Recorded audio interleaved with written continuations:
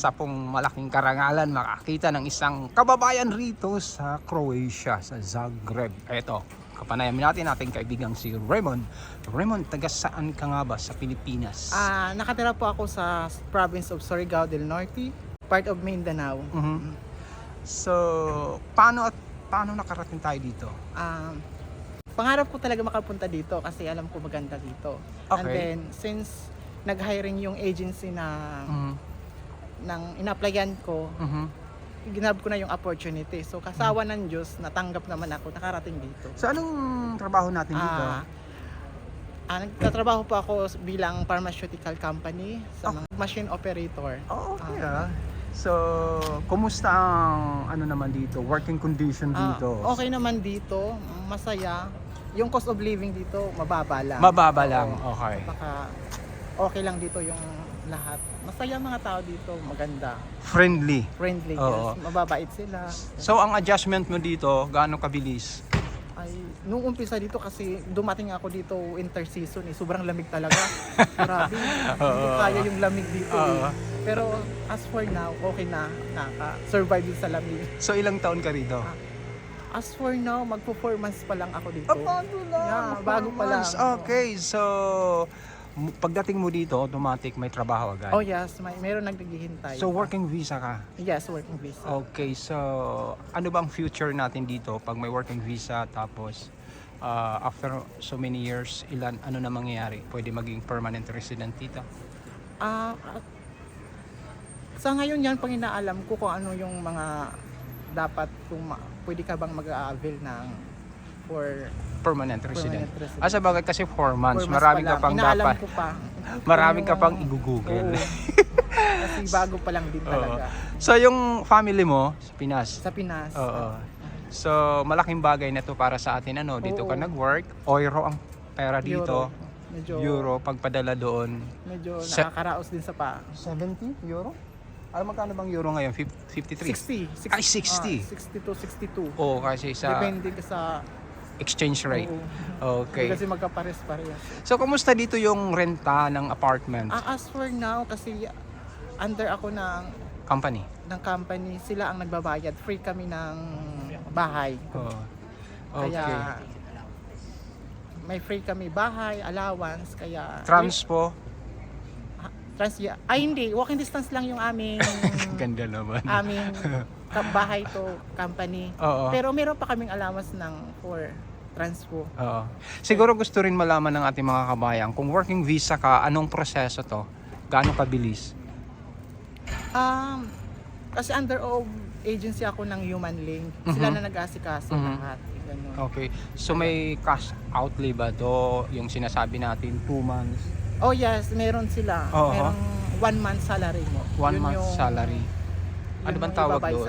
Yung placement fee. Placement fee. Yeah. So yun. So sige.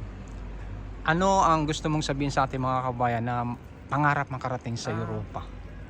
Ang masasabi ko lang, kung pangarap nyo talaga pumunta dito, wag lang talaga sumuko at lumaban lang. Wag sumuko porque na apply ka ng apply dahil parang hindi ka natanggap, ganun. Pag binigay talaga ni Lord sa'yo, makakarating ka talaga dito. Kaya try lang hanggang sa matanggap, makarating dito. So first attempt mo yun? Yes, first po. Sa Pinas, anong work natin pala?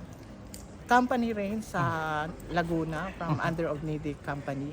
Okay. From electronics industry, from pharmaceutical industry, ang layo na. Pero teka lang, sa atin professional or ibig sabihin sa pharma kailangan ng bachelor degree or Ay, hindi naman. Kasi as long as na meron ka experience sa machine. okay. Kasi machine operator ako eh. Kaya since sa Pilipinas, meron akong 12 years experience sa machine. Okay.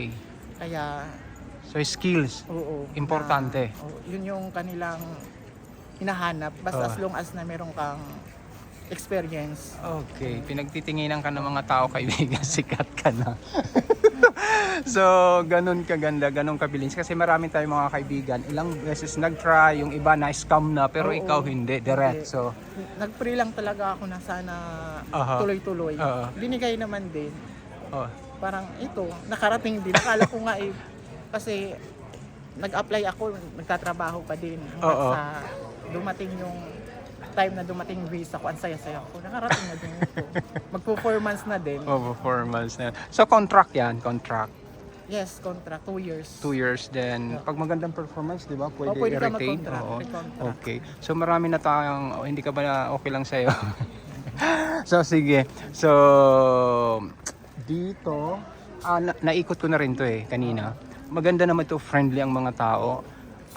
Ilang Filipinos dito ang tingin nyo? Marami ba mga Pinoy dito? So far. Ikaw 4 months din. Sabay kayo. Sa area namin, dun sa low grade, Oo. parang kami pa, kaunti lang talaga ang Pinoy doon, mga 20 plus. Oo. Kami rayo na doon na part doon na Okay. low grade. Kasi kalamitan dito ata eh. Sakali mayroong gustong kumontak sa'yo sa manunood ng ating channel, papaano ba natin sila mabigyan ng guidance?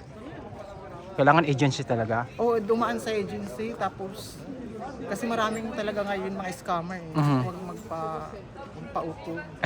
Kasi ang hirap na talaga ngayon eh. Tas lang pera-pera, ang hirap kitain. Tapos hindi ka pa rin makakapunta dito sa tagal na ng apply mo. Tas nagbigay ka na ng pera. So, ang hirap. Ay, okay lang ba? Magkano ba minimum wage dito? May idea As kayo? for now, dito 800 euro na. 800? Yes, Per month? Per month? per month. Okay. Okay. So, pwede na, di ba? Magkano na sa atin? 40,000? 40,000? Oh, mahigit. Okay. Ay, yung 800 ata minimum lang sa kanila. Oo, minimum. wage, Okay. 800. Pero alam ko pag kung anong level mo sa work, lalong mas malaki siya. So 800 okay na yan, yung mga ibang nga sa Oo, kasi libre naman kami ng bahay, tapos yung cost of living diri ang baba lang talaga. Sobrang mahal. Magsawa ka dito sa karne at saka sa manok. Kasi ayun yung nga, pinakamura. yun yung paborito nila, seafood tsaka Ay, meat. seafood sa amin ang hirap, tsaka isda, Okay. gulay. Ang marami doon, karne ng baboy, baka, manok, yung magsawa ka kasi mura lang. Pero yung gulay na hinahanap mo, tapos Wala. yung mga seafoods, wala kasi. Gaano kalayo dito yan? Mga 2 hours ang biyahe. By train? 2 hours o 3 hours. Okay, by train. Kaya, Okay, sige, batiin mo na yung mga ano mo. ay, sa mga nanonood, yung may plano pumunta po dito, sana yung pupunta dito, makakapunta na kayo dahil ang saya dito at sa mababait yung mga tao. Tapos, okay naman dito. Yung parents mo, gusto mo batiin sa Mindanao? Ay, yung mga magulang at kapatid ko, kung nanonood ka man ito, kung kinukumusta nyo ko, okay naman po dito. Ito, masaya.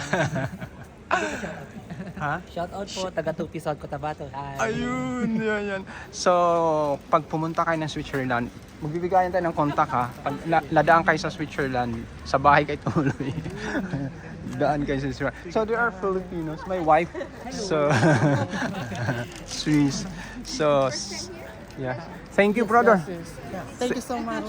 Okay, bye-bye.